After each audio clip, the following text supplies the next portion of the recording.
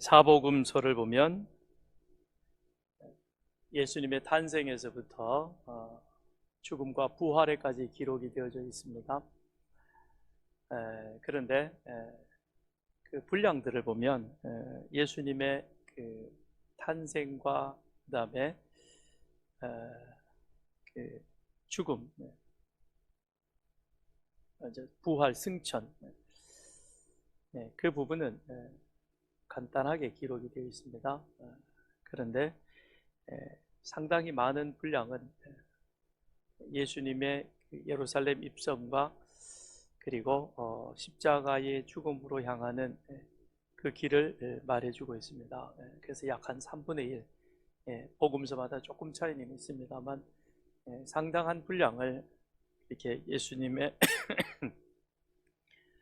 십자가와 그 다음에 고난, 죽음에 대해서 말해주고 있습니다. 우리는 오늘 부활주일을 그렇게 기쁨 가운데 맞이합니다. 그런데 이 부활주일은 고난 없이 참여할 수 없는 것이고 십자가 없이는 이루어질 수 없다라고 하는 것입니다. 우리가 부활을 말하고 그리고 예수의 영생을 말합니다. 그러나 부활이나 영생이나 결국에는 십자가와 그 죽음의 그 자리를 지나가야만 거기에 그렇게 부활이 있는 것이고 또한 영생을 우리가 함께 누리게 되는 것입니다. 그래서 그만큼 예수의 십자가가 중요한 것이고 결국 기독교의 중심은 다름 아닌 십자가 복음이 기독교의 전부라고 그렇게 말할 수 있을 것입니다. 십자가에 만일 예수님이 죽으시고 끝났다면 십자가가 그렇게 중요하다 할지라도 예수님이 십자가의 죽으심으로 그리고 지금도 계속해서 무덤에 머물러 계신다면 그러면 오늘 우리들의 이 모임은 정말 의미가 없는 것이고 우리는 어리석은 자로서 헛된 수고를 할 것입니다. 그런데 십자가를 그렇게 강조했고 중요한 그런 복음서의 분량을 차지하고 있는 만큼 또한 그 십자가의 죽음을 통해서 우리 주님은 오늘 새벽에 부활하셨습니다. 이 부활을 그 부활과 이어지는 승천 그리고 다시 오시마 약속하신 그 재림의 주님을 기다리는 그 시간들은 결국 이 십자가의 자리를 지나서 부활의 영광, 부활의 기쁨이 우리 가운데 있기에 그러기에 세상에 살다가 죽음보다 더 힘들고 어려운 순간은 없습니다. 그렇죠? 웬만하더라도요 죽는 것보다는 그래도 좀 낫죠. 그러니 우리의 삶에 있어서 최악의 어려움이란 죽음이요.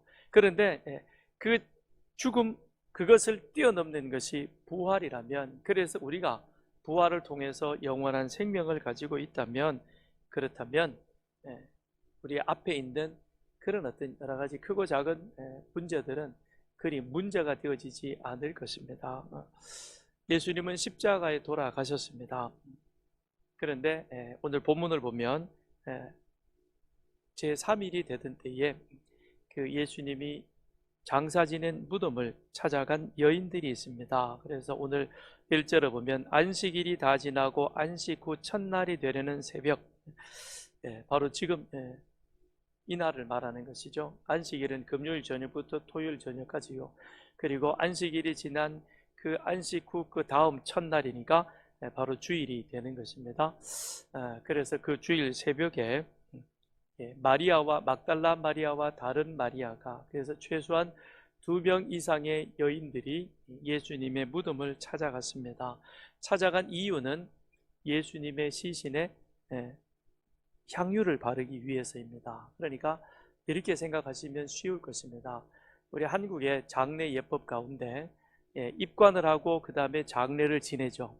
그죠? 장례를 지내고 나면 그 다음엔 사모제라는 것이 있었습니다. 요즘은 뭐 별로 이런 걸 안 하시는 것 같아요. 그런데 유교 이 장례 예법에 따르면 죽은 지 24시간이 지나면 입관을 하고 입관을 한다는 것은 이제 완전히 그 생명이 떠났다는 것이죠. 24시간이 지나고 그리고 나서 통상 3일 장례를 하게 되어집니다. 그래서 장례를 잘 마쳐서 매장을 하면 그런 다음엔 그 다음에는 3, 5 그러니까 매장을 하고 나서 5일 지난 3일 지난 그때에 다시 무덤을 찾아갑니다.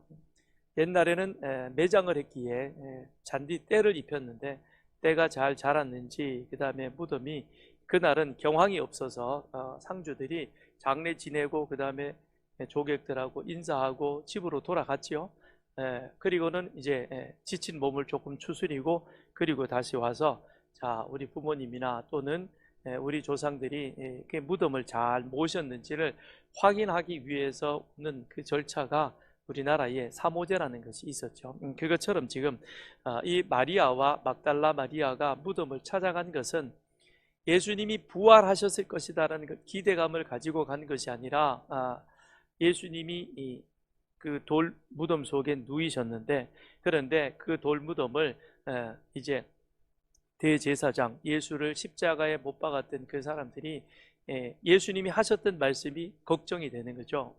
내가 3일 만에 다시 살아나리라 그러는데 만일 3일 만에 살아나면 큰일 난다. 그러니까 혹시라도 제자들이 그거를 예수님의 시신을 훔쳐가고 그리고 봐라 예수님이 살아나셨다 빈 무덤이지 않느냐 이걸 사람들이 전해서 사람들을 또 미혹하게 할 수 있고 그러면 자기들의 처지가 난처해지니까 그러니까 빌라도에게 가서 로마 병사를 보내가지고 여기를 임봉을 하고 봉인을 해버리고 그리고는 병사들을 앞에 둬서 최소한 3일 동안은 지켜야 된다 그랬습니다. 그러니 이 사실을 마리아도 다 알고 있는 것이죠. 그럼에도 불구하고 그들이 무덤을 찾아갔던 것은 그건 그 유대인들의 그 장례 예법에 따라서 그 죽은 시신에 이제 향유를 발라서 그 시신을 처리하기 위해서 간 것이죠.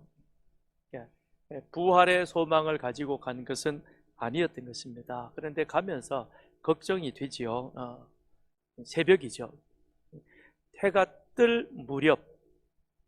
그런데 무덤을 갑니다. 여러분 해가 뜰 그 무렵이 가장 어둡다 그러잖아요. 그죠? 그 시점에 여러분이 저기 인지에 있는 공동묘지를 한번 간다고 생각해 보십시오. 굉장히 기분이 상쾌할 거예요. 그죠? 괜히 그냥 뒤돌아보는 거예요. 그죠?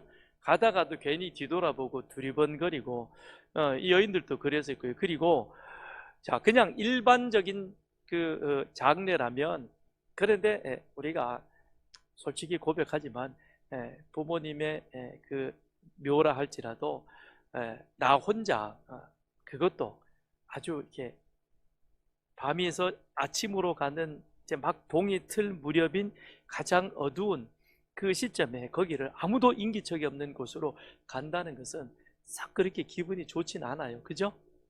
우리끼리 얘기해보자고요. 그렇잖아요. 근데 지금 분위기는 어때요? 살벌해요. 불과 며칠 전에 어제 그쵸? 막 난리를 쳐가지고 그 한밤중에 예수님을 붙잡아서 그냥 얼렁뚱땅 재판하고 빌라도한테 가가지고는 사람들 시켜서 그냥 난리 쳐가지고는 빌라도도 맞이 못해가지고 그냥 사형 그러고는 이런 상황. 그런데다가 로마 병사들이 그 무덤 앞에 서서 아주 살벌하게 지키고 있는 이때에 이 여인네들이 거기를 찾아간다는 건 진짜 겁없는 모습이죠. 사랑하기 때문에 가는 겁니다. 사랑이 없으면 못하는 것이죠. 사랑하지만 그러나 그 마음에는 인간인지라 두려움이 있는 것이죠. 어떻게 할까 걱정도 됩니다. 저 돌을 무거운 돌을 어떻게 옮겨 놓아야 될 것이냐. 갔는데 보니까 전혀 예상치 못한 일이 벌어졌습니다. 2절에 보니까 큰 지진이 나며 주의 천사가 하늘로부터 내려와 돌을 굴려내고 그 위에 앉았는데 갔는데 갑자기 지진이 나고 와 그냥 조용해도 이게 바스락거리는 소리만 들려도 무서운데 지진까지 나가지고는 돌문이 막 와라라라 이러면서 움직여지고 그리고는 천사가 그 돌 위에 하얀 옷 흰 옷 입은 천사가 앉아 있습니다.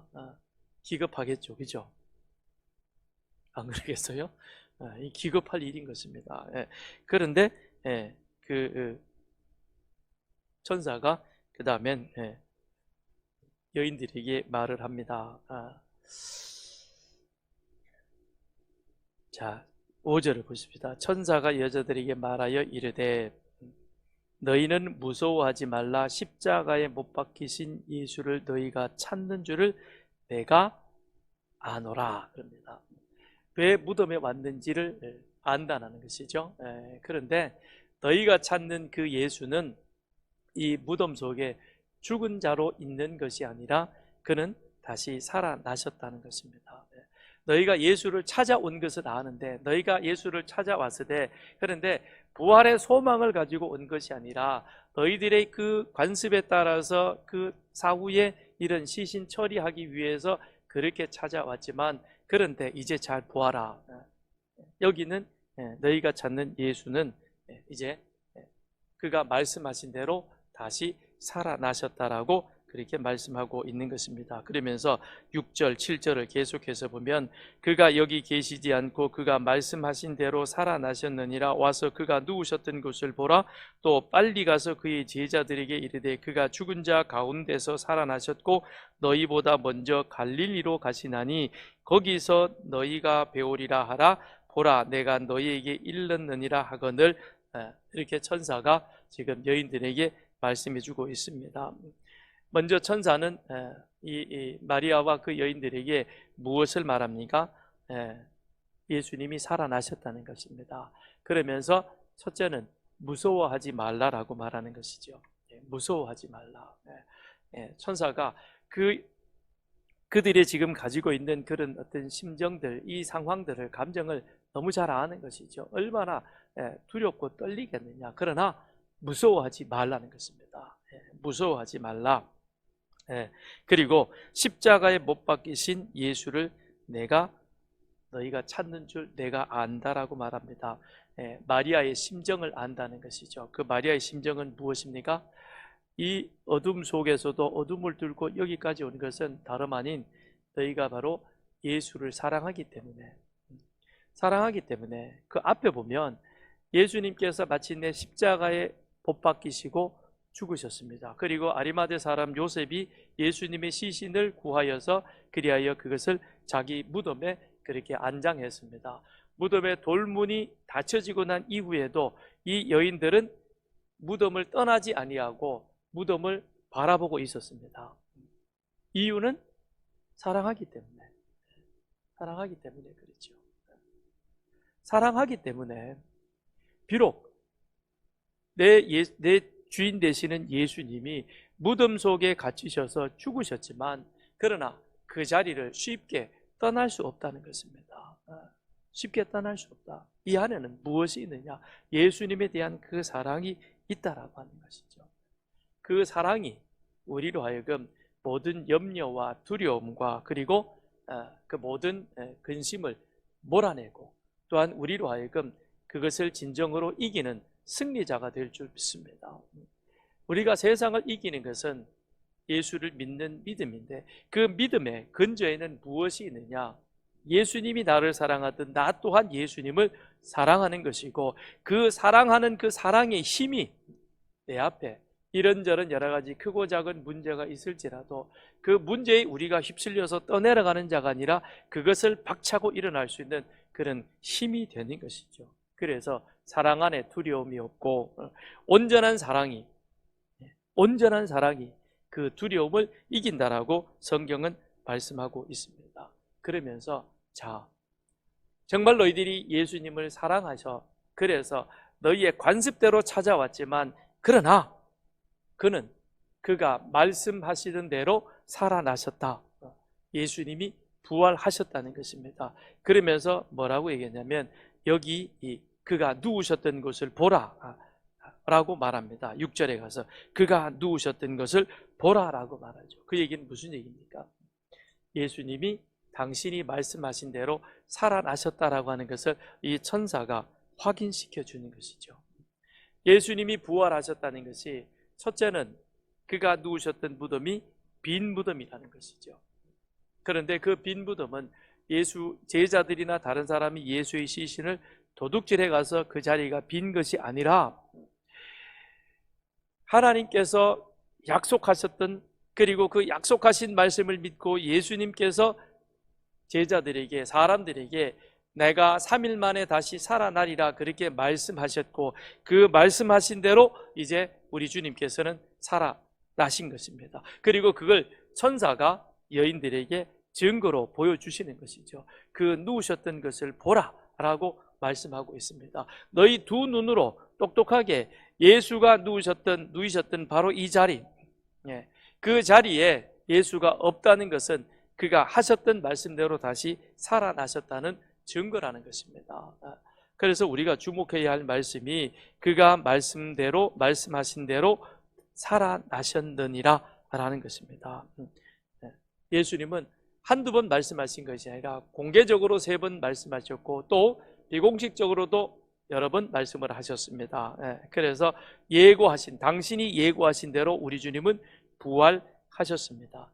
예수님의 부활은 갑작스런 일이 아니라 이미 주님께서 말씀을 하셨고, 그 말씀하셨은 그대로 지금 사실들이 이루어진 것입니다. 뿐만 아니라 예수님이 부활하셨다는 그 증거를 이후에 사도 베드로가 오순절 성령 강림을 하고 난 이후에 모였던 무리를 향하여 설교하면서 그는 구약의 시편의 말씀을 인용하여 이렇게 말하고 있습니다. 사도행전 2장 29절에 보면, 형제들아 내가 조상 다윗에 대하여 담대히 말할 수 있노니 다윗이 죽어 장사되어 그 묘가 오늘까지 우리 중에 있도다. 그는 선지자라 하나님이 이미 맹세하사 그 자손 중에서 한 사람을 그 위에 앉게 하리라 하심을 알고 미리 본 고로 그리스도의 부활을 말하되 그가 음부에 버림이 되지 않고 그의 육신이 썩음을 당하지 아니하시리라 하더니 이 예수를 하나님이 살리신지라 우리가 다 이 일의 증인이니라 라고 말씀합니다. 여기에서 베드로는 뭐라고 말하냐면, 자, 우리 조상 가운데 우리가 가장 자랑스럽게 여기는 사람이 누구냐? 다윗 아니냐? 그런데 그 다윗도 우리와 같은 육신의 사람인지라 그도 죽었다. 그리고 그 무덤이 우리 가운데 있다는 겁니다. 다윗의 무덤이니까. 그런데 그는 그 무덤에서 그 육신이 썩었다는 것이죠. 그렇죠? 한 20년 지나면 다 웬만한 건 다 썩어 없어지고요. 이 무릎뼈, 이런 머리 단단한 것, 이런 몇 개의 뼈만 그런데 그것도 좀 더 세월이 지나면 이제 없어지는 것이죠. 그러니 지금 베드로가 뭐라고 얘기하냐면, 자, 우리가 가장 자랑스럽게 여기는 우리 조상 다윗, 근데 그 다윗도 죽었다. 죽어서 그 육신이 썩은 바 되어졌다. 그런데 그 후손으로 오는 그리스도, 그 역시 죽었다. 그렇지만 그는 육체의 썩음을 당하지 아니하고 하나님께서 그 예수를 다시 살리셨다라고 말합니다. 그래서 지금 부활하셨고, 그리고 그 예수님이 죽었다가 살아서 그리고 하나님 우편으로 승천하셨던 그 일에 대해서 우리가 증인이다라고 말합니다. 우리가 증인이다라고 그렇게 말하는, 사실 베드로는 예수님을 따라다녔던 제자였고, 예수님이 심판받는 자리에도 비록 멀찍이 갔지만 따라갔고, 그리고 예수님이 십자가에 죽었다가 다시 살아나셔서 그리하여 예수님이 직접 차려주는 조반상을 받아본 사람입니다. 얼마나 영광이겠습니까? 그렇잖아요? 예수님이 게네사렛 호숫가에서 부활하시고 난 이후에 그리고는 고기까지 구워가지고, 그죠? 그리고 그들의 아침상을 잘 차려가지고 베드로를, 다른 제자들을 그렇게 맞아주셨잖아요. 예수님이 차려준 밥상을 받아본 사람이 누구이냐? 베드로입니다. 여러분, 이것보다 더 생생한 체험이 어디에 있겠습니까? 나 예수 만난 사람이야. 너희는 예수님한테 밥상 못 받아봤지. 나는 예수님 구워준 고기 직접 먹은 사람이야. 나 우습게 보지 마. 이렇게 말할 수도 있을 것입니다. 그런데 베드로는 그렇게 말하지 아니하고 무엇을 근거로 말하느냐? 구약에 기록된 시편, 다윗의 시편, 그 말씀을 근거로 예수는 지금 살아 부활하셔서 그리하여 하나님 우편에 계신다라고 그렇게 말합니다. 왜 그러죠? 체험은 주관적이고 개인적인 것입니다. 그리고 이것은 영원하지 않습니다. 베드로가 죽으면 끝나는 거예요. 그러나 기록된 말씀은 천지가 없어지더라도 변개치 아니할 뿐만 아니라 또한 영원한 것입니다. 그래서 우리는 영원히 살아계시는 그 하나님의 영원한 말씀을 오늘 우리가 붙들고 그 말씀대로 나아가게 되는 것입니다. 그걸 천사가 직접 누구에게 전하느냐? 여인들에게 전하는 것입니다. 그리고 그 여인들이 제자들에게 가서 다시 전하고, 그리고는 갈릴리에서 부활하신 예수님을 이제 제자들이 그 자리에서 만나게 되는 것이죠. 예수님의 부활은 예수가 하나님의 아들이심을 증거하는 것입니다. 예수님께서 부활하셨다는 소식, 부활하신 예수님을 만났다는 소식을 제자들이 여기저기에서 말합니다. 그런데 그 가운데서도 그런 말을 듣지만 믿지 못하는 사람이 한 사람이 있었죠. 그죠? 디두모라고 하는 도마였습니다. 그는 말합니다. 나는 예수님을 직접 만나서 그 손바닥에 내가 손가락을 넣어보고 그 다음에 그 옆구리에 창자국을 내가 만져보지 아니하면 나는 예수님의 부활했다는 사실을 내가 믿기 어렵다라고 말합니다. 도마가 믿음이 없다기보다는 도마의 직업은 목수입니다. 목수는 대충 일하지 않아요. 목수가 집을 짓는데 대충 지어봐요. 어떻게 되겠어요? 그 무너짐이 심하리라. 그렇잖아요. 목수는 정확해요. 1mm까지 딱 따져가지고 정확하게 가야 되는 거죠. 그러니까 도마는 물론 한편으로는 의심이 있지만 그 의심은 더 확신 있는 믿음으로 나가기 위한 그런 의심인 것이죠. 그 도마에게 예수님이 나타나셔서 봐, 만져봐. 너 목수라는 거 나 알아. 그러니까 이제부터 잘해. 그러잖아요. 그래서 일설에 의하면 도마가 인도까지 가서 복음을 전했다는 그런 이야기가 있습니다. 그러니까 도마에게 그렇게 말씀하죠. 그랬더니 도마가 그 모습을 보면서 뭐라고 고백합니까? 나의 주님이시요 나의 하나님이시다. 나의 주님이시요 나의 하나님이시다라고 고백합니다. 그러니까 그 고백은 당신은 바로 살아계신 하나님의 아들이십니다라는 그 고백인 것이죠. 그러므로 우리 주님께서는 베드로가 주는 그리스도시요 살아계신 하나님의 아들이십니다라고 하는 그 고백을 생전에 했는데, 그 생전에 했던 그 고백을 주님께서 다시 십자가에 죽으시고 부활하심으로 말미암아 도마를 통해서, 그리고 세상 모든 사람들에게 내가 바로 살아계신 하나님의 아들 그리스도이시다라고 하는 것을 증거하게 되는 것이죠. 또한 예수님의 부활은 예수의 후손은 뱀의 머리를 상하게 할 것이라 하신 언약의 말씀을 성취하신 증거가 되는 것이죠.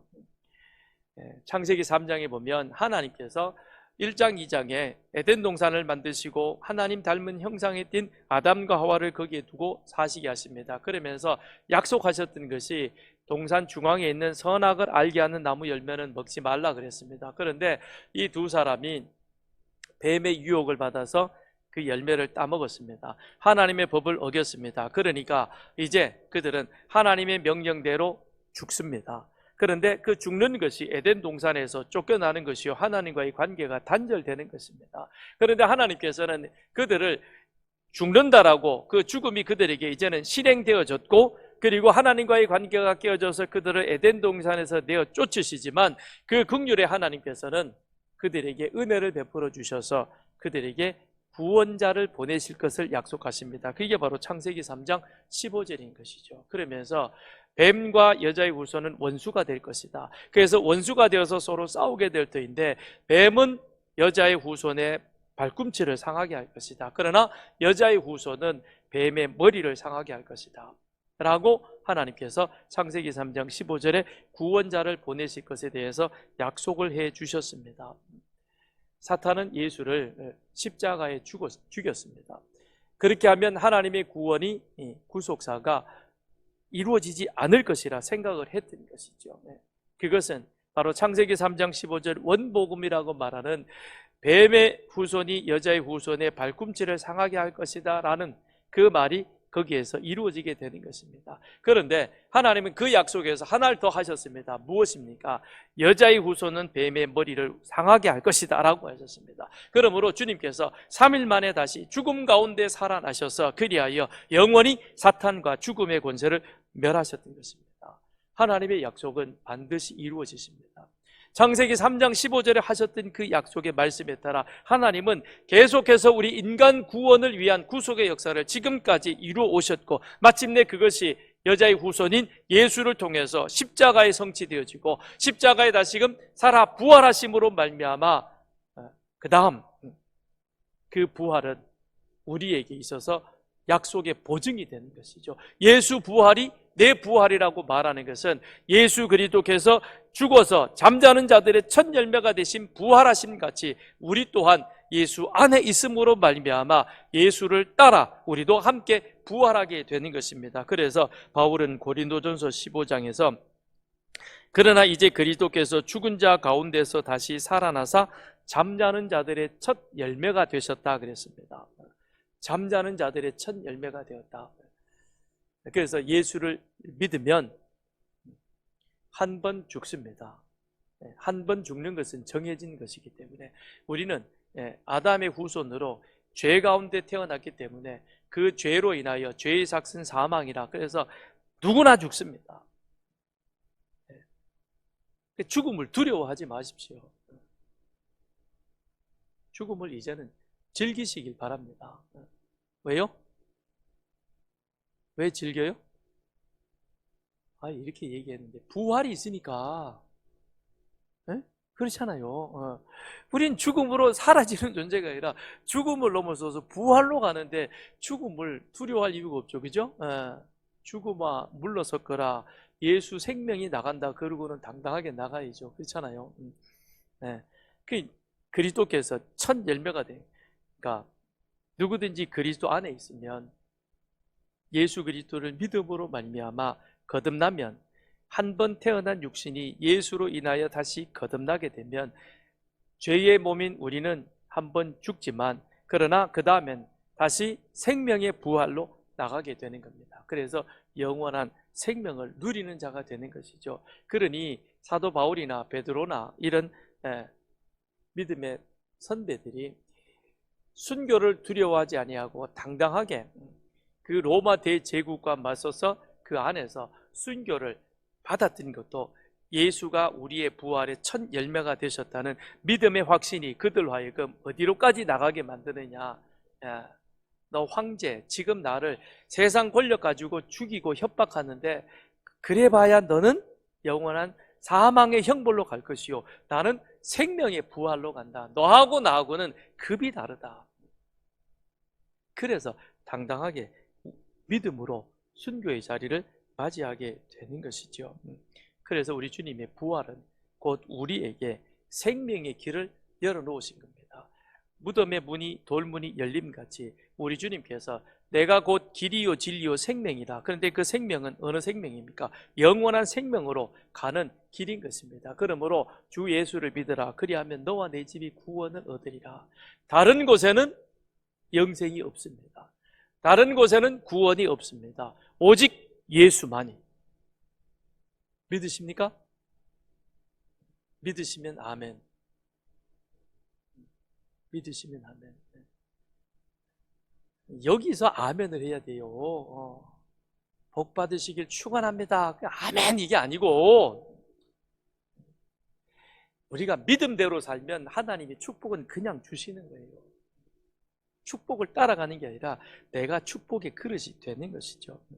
그래서 주님이 우리의 부활의 보증이 되어 주셨습니다. 자, 8절부터 10절을 보십시다. 그 여자들이 무서움과 큰 기쁨으로 빨리 무덤을 떠나 제자들에게 알리려고 다름질할새 예수께서 그들을 만나 이르시되 평안하냐 하시거늘 여자들이 나아가 그 발을 붙잡고 경배하니 이에 예수께서 이르시되 무서워하지 말라. 가서 내 형제들에게 갈릴리로 가라 하라. 거기서 나를 보리라 하니라. 여인들이 제자들에게 예수 부활 소식을 알리러 가는데 예수님이 다시금 그들을 만나 주십니다. 그러면서 예수님이 그 여인들에게 뭐라고 얘기를 해요? 네가 가서 내 형제들 제자들에게 어디로 가라? 갈릴리로 가라. 천사도 갈릴리로 가라 그랬습니다. 예수님도 갈릴리로 가라고 그렇게 말합니다. 갈릴리로 가라. 내가 거기서 그들을 보리라 라고 말씀합니다. 왜 갈릴리로 가야 됩니까? 예수님이 십자가에 못 박히시고 못 박히시기 전에 조롱과 온갖 멸시 천대를 받으셨던 것이 예루살렘이라면, 그러면 산헤드린 공회나 예루살렘 성전에 부활하신 예수님이 촥 나타나가지고 딱 정리를 하면 좋잖아요? 안 그래요? 그렇잖아요. 광화문 광장에 딱 가야, 그래야 100만이 모이든 1000만이 모이든 그러면 훨씬 더 효율적일 텐데 왜 갈릴리로 가십니까? 왜 하필이면 저 변방에 그 갈릴리 쪽으로 예수님이 그리 가시고, 아니 살아 부활하신 것이 두렵습니까? 그건 아닐 터인데, 그리고 왜 제자들을 하필이면 그곳으로 불러 모으십니까? 왜죠? 왜 갈릴리로 가자는 것입니까? 갈릴리는 하나님의 부름받은 곳입니다. 주님께서 갈릴리 바닷가를 다니시면서 베드로, 그 형제 안드레, 야고보, 요한에게 나를 따라오너라. 내가 너희를 이제부터는 사람 낚는 어부가 되게 하리라. 나를 따라오너라. 주님께서 그들을 부르셨던 것입니다. 그리고 부르신 것으로 끝나는 것이 아니라 그들에게 무엇을 주셨습니까? 부르심과 함께 사명을 주셨습니다. 지금까지는 고기 잡아 먹고 살았지만 이제부터는 사람 낚는 어부가 되게 하리라. 너희들이 태어난 목적은 사명자로 살아가는 것이다. 그러니 내가 이제 너희를 부르리라. 그래서 나를 따라오면 나와 함께 어디로 가느냐? 생명 살리는 자리로, 사명자로 그렇게 나가게 될 것이다 라고 말씀하신 것입니다. 그렇게 하나님 주님으로부터 소명을 받아 사명을 받은 자인데, 그런데 그들이 지금 어디에 있습니까? 부른 받은 자임에도 불구하고, 사명을 받은 자임에도 불구하고 예수님을 모른다 그러면서 뿔뿔이 다 흩어져서 숨어버렸습니다. 이제 그들을 주님께서는 다시 그들이 첫 주님의 부름을 받았던 소명지로 부르시는 겁니다. 그리고 그 소명지에서 무엇을 생각하게 하십니까? 주님이 그들에게 주셨던 그 사명을 기억하게 하시는 겁니다. 그리고는 그들을 어디로 보내는 겁니까? 19절 20절. 그러므로 너희는 가서 모든 민족을 제자로 삼아 아버지와 아들과 성령의 이름으로 세례를 베풀고 내가 너희에게 분도한 모든 것을 가르쳐 지키게 하라 라고 말씀하십니다. 다시 그들을 부르셔서 그들의 사명을 다시금 확인시켜서 그리하여 어디로 보내시는 겁니까? 사명자로 다시 세워서 세상 가운데 예수가 부활하셨고 예수가 생명이고 예수가 영생이라고 하는 사실을 세상 가운데 알리기 위해서 보내셨던 것입니다. 그런데 여기 16절에 가서 보시죠. 11 제자가 갈릴리에 가서, 예수님이 제자 12 아닙니까? 근데 왜 11 제자입니까? 한 사람은 사라졌습니다. 12명이 부름받았지만, 그런데 12명이 끝까지 가지는 않더라는 거죠. 그 가운데 한 명이 내가 될 수도 있습니다. 내가 12 제자 주님이 부르셨는데 갈릴리로 간 사람은 11 제자였습니다. 그 떨어진 한 사람이 내가 될 수도 있습니다. 유다가 왜 떨어졌습니까? 그 앞에 구원자인 메시아가 있었지만 3년을 따라다니면서도 자기의 욕심과 욕망을 버리질 못했습니다. 예수를 믿는다고 그렇게 교회에 나오긴 하지만, 그런데 말씀 앞에서, 말씀 안에서 내 욕심과 욕망을 내려놓지 못하면 우리는 유다 같은 한 사람이 내가 될 수도 있다는 사실을 우리는 기억해야 할 것입니다. 그 11 제자가 갈릴리로 왔습니다. 그런데 12절에 보니까 아직도 뭘 하는 사람이 있더라? 의심하는 자들이 있더라는 겁니다. 진짜 맞나? 아니 손자국, 옆구리에 창자국, 그걸 다 보고 만졌고, 그리고 예수님이 하시는 그 요약된 말씀을 다시 들으면서도 이 마음속에 의심을 버리지 못하는 사람이 있습니다. 아직도 예수님이 부활하셨다,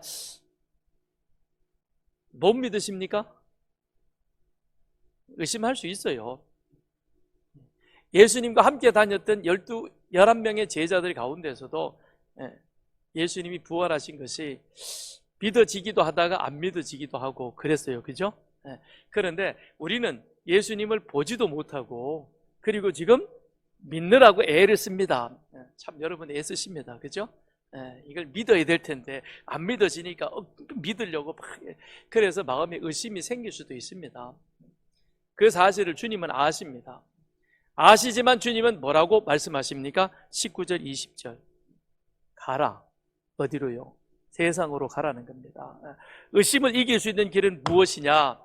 여기 앉아가지고 내가 그걸 좀 확인해야 되겠다, 이래서 의심이 해소되는 것이 아니라, 내 안에 비록 믿어지지 못하는 구석이 있기는 하지만, 그러나 주님께서 가라 하셨으니까 그 명령에 순종하여 세상에 믿지 않는, 복음 듣지 않는 사람들에게 예수가 그리스도이십니다 라는 복음을 들고 나가서 그들에게 복음을 전하는 그 가운데서 우리 주님께서 뭐라고 말씀하십니까? 세상 끝날까지 내가 너희와 함께 하겠다. 내 믿어지지 않는 부분을 내가 믿게 할 것이며, 의심하는 그 부분이 확신의 자리로 바뀌도록 하겠다는 겁니다. 그래서 노방전도를 나가는 겁니다. 왜 전도를 피하시고 도망가십니까? 왜 직장에서 내가 예수 그리스도인이라는 사실을 숨깁니까? 무엇 때문에? 의심이 되어서요? 확신이 안 서서요? 아니요. 지금부터 당당하게 드러내십시오. 부장이 술잔 주면 전 교회 나가니까 안 먹습니다. 왜 그 말 못합니까? 그래서 불이익을 당한다고요? 예수 때문에 한번 불이익을 당하면 하나님께서 그 일에 대해서 갑절이나 갚아주실 것입니다. 거기에 대해서 확신이 없으십니까? 그래서 계속 타협하고 나가실 겁니까? 아직도 의심하는 자가 있더라. 2000년이 지난 지금까지 와서도 예수는 분명히 살아계셨고, 예수님이 살아계신 그 부활의 증거가 바로 무엇이냐? 이 땅의 수많은 믿음의 사람들,